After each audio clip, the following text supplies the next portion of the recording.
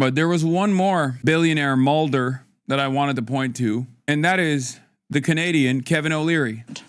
So, pragmatically, I and others... Yes, we're going to watch Z-Way. We're going to watch Z-Way. ...who invest in real estate have tried to... Stop calling him a Canadian. Canadians, this is your problem. Sorry. ...at a meeting to figure out what's rhetoric and what's policy. So far, for me, it's been crickets. I think it's a mistake on his part. I'm a rational person. I'm only interested in one thing, and I think he has to address this. I get it what he's doing on the rhetoric, everything for free, and rents don't go up. What happens on new builds? We need to build new buildings. So let's say we need 20% more affordable housing. Love to invest in that. So we go to the debt and we go to the equity markets to do that. So my simple question to him is, look, I understand what you're trying to do, and you got to get elected, but tell me how you're going to do this. I got to put $50 million into a building to build it, just to get it going. And the market's going to want probably somewhere between an 8 and 11% return on the construction financing. And then when I stabilize it, they'll be happy with 7-8% return. You're telling me I have to have frozen rent rates, even going into 3% inflation. How am I going to be able to raise any money for a new build? Not just me, anybody. How can anybody, including you, by the way, you Mr. Free for Everything guy, how are you going to get that money out of the market when the return is negative? Now, what is the answer to that? Because people should ask themselves, how are we going to get a new building to live in or to have an office in or a store in the city of New York, which is in itself a country, when there's a zero return policy, a negative return policy on capital? Now, that's what's going on here. So if you're thinking of voting for this guy, you're going to continue to live in rat holes as they deteriorate. But worse, there'll be no new builds. Right. Zero. Yeah. So I think he should, maybe not me, doesn't want to talk to me, no problem. Well, he doesn't want to talk to you because he can't answer that question. Like, there's no answer to the question you just posed to him. I've got, what I want to do is sit him down and say, look, I got millions of followers, great American entrepreneurs, families, millions of them. You don't have to go on TV and talk about this.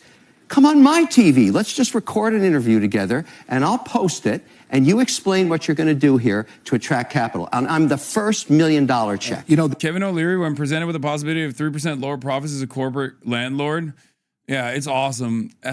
God, it's the gift that keeps on giving. I'm going to be honest. 25% reduction in costs. Oh, here. 25% reduction in costs for Thanksgiving between Biden and me, meaning this administration. That's a tremendous number. That's a tremendous. It's the biggest reduction in cost in the history of that chart or whatever it is they do. That they do a synopsis of everything.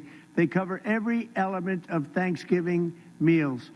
25% down. So I don't want to hear about the affordability because right now we're much less. If you look at energy, we're getting close to $2 a gallon gasoline. With Biden, it was $4.50. I don't want to hear about affordability. Another thing, inflation. We had the worst inflation in the history of our country. Now we have virtually no inflation at all. It's down at a very low number and a very normal number. So the affordability is much better with the Republicans. The only problem is the Republicans don't talk about it. And Republicans should start talking about it and use their heads because we have great numbers. We have and they're going to only get better. When all these jobs open up, all these factories open up that are being built all over our country, we are building auto plants, we're building AI plants, we're leading in AI over China and everybody else. When all of these plants start opening, we're going to have a Everything he said is wrong. 25. Everything he said is wrong. That's amazing. Costs are not down. The country is not more affordable. I guess maybe in some places gas prices are down. That is true. But it hasn't actually led to like prices going down in general. And he is trying to do the vibe session shit. Meanwhile, Scott Bessent has already admitted that there are recessions in certain parts of the economy. I think if this much chaos was happening under the Biden administration, Republicans would have had a violent rebellion and Joe Biden in the White House. The amount of leeway that our media and our population in general gives to the right wing is fucking crazy. Like they would not have, don't say that. No, I'm serious. I think they would have literally, first of all, don't say that. Bitch, they did an insurrection. What do you mean? They did an insurrection directed by the guy I'm talking about And then he became president again. What are you talking about? What do you mean? It's so crazy to say. They did it already. Hello? Did you guys forget? Yes, my voice crack is it's unbelievable what this chat is saying.